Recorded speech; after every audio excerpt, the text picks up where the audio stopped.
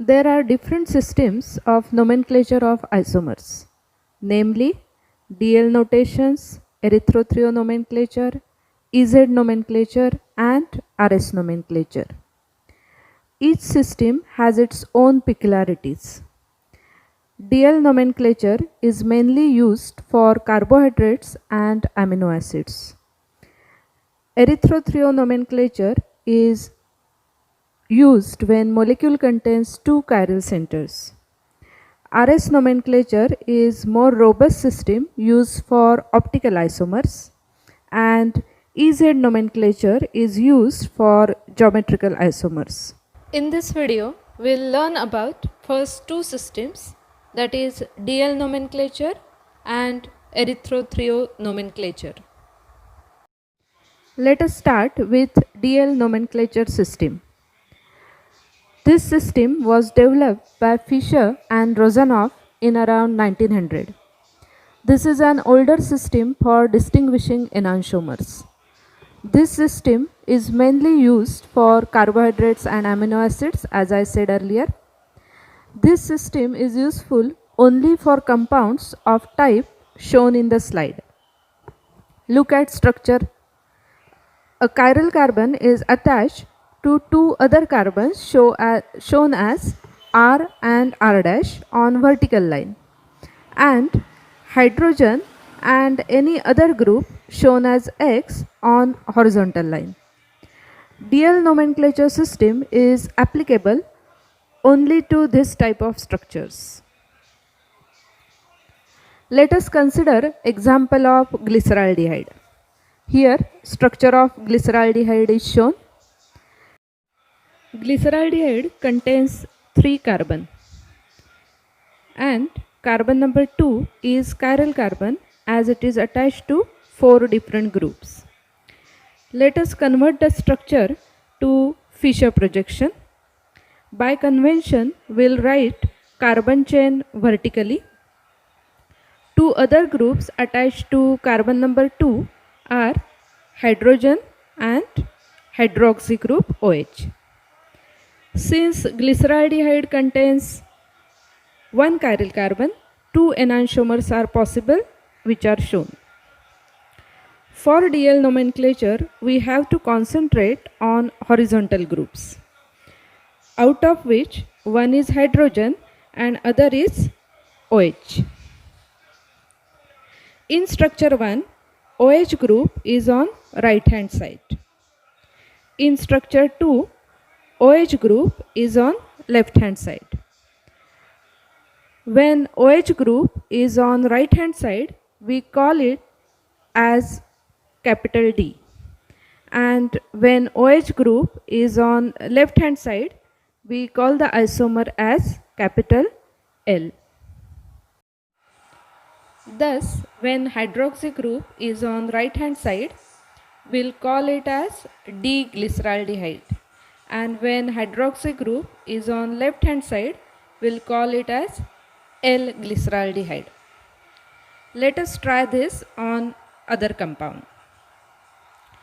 Remember, for DL nomenclature, we have to write Fischer projection of compound. Here, Fischer projection of structure 1 and 2 are given. Check structure 1. Look at groups on horizontal line. Remember, one group will always be hydrogen. You have to mark position of group other than hydrogen. So in this case, it is hydroxy group OH.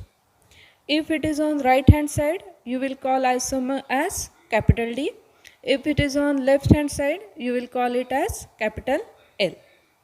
So in this case, since OH group is on right hand side, your answer is D. Now check structure 2. Look at horizontal line. Mark position of group other than hydrogen. In this case, it is Br, bromine. It is on left hand side, so it is L isomer. If compound contains one carbon, you can now easily tell whether it is D isomer or L. But what if molecule contains more than one chiral carbon? Let us consider example of glucose. Here Fischer projection of glucose is written. As you can see, it contains 4 chiral carbon. Now, how to assign D and L nomenclature in such case? So, in such a case, you have to locate last carbon in compound. The carbon next to last carbon is penultimate carbon and it is chiral. We'll assign D or L nomenclature based on configuration at this penultimate carbon. So just forget about remaining carbons. Now use regular method. Check position of groups on horizontal line. OH is on right hand side, so you will call it as D-glucose. Now one caution. Many times student gets confused with capital D and L and small d and L. Capital letters D and L represent the configuration. That is, if group is on right hand side, you call it as D isomer. If it is on left hand side, you call it as L isomer. Small letters D and L represent sign of rotation. That is, whether molecule rotates the plane of plane polarized light to right or left. There is no relation between configuration and optical activity. To clear this point, let us again check glyceraldehyde. As hydroxyl group is on right hand side, it is D-glyceraldehyde. And if optical activity of this compound is measured using polarimeter, it is observed that it rotates the plane of plane polarized light in clockwise direction. So it is D plus glyceraldehyde, where D shows configuration at chiral carbon and plus sign shows optical rotation. Few more examples are shown. This is enantiomer of glyceraldehyde. So obviously it will have opposite configuration and rotation as well. So it is L minus glyceraldehyde. But then take a look at lactic acid and glyceric acid. Lactic acid is L-lactic acid as OH group is on left hand side. But it is dextrorotatory and shown by plus sign. Whereas glyceric acid is capital D as OH group is on right hand side. So this is D-glyceric acid, but it is levorotatory shown by negative sign. So point is that if compound possesses D configuration, that doesn't mean it should be dextrorotatory. It may rotate plane in any direction. Similarly, compound with L configuration may rotate plane in any direction. I hope it is now clear how to assign DL nomenclature. But then you must be also aware of drawbacks of this system. If compound contains one chiral carbon, then only DL nomenclature gives clear idea about configuration at chiral carbon. However, if compound contains more than one chiral carbon, then DL nomenclature tells about configuration only at penultimate carbon. But it does not give any information about configuration at other chiral carbon. So this is drawback of DL nomenclature system. We'll now move on to next system, that is erythrothrio nomenclature. This system is used for the nomenclature of compound containing two chiral centers. For this system also, molecule is to be drawn in Fischer projection. If two similar groups are on the same side of vertical chain, the isomer is called as erythroform. If two similar groups are on opposite side of vertical chain, the isomer is called as threoform. To understand erythrothrio nomenclature, let us take example of tartaric acid.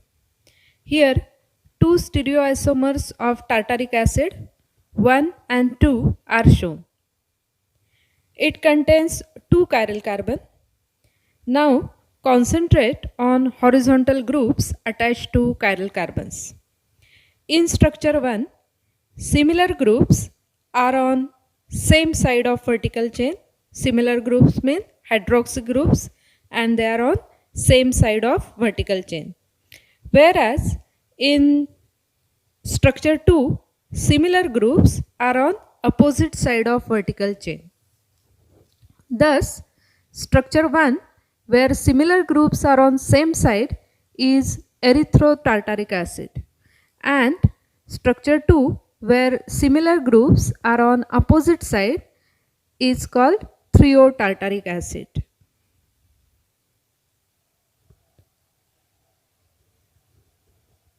Let us take another example.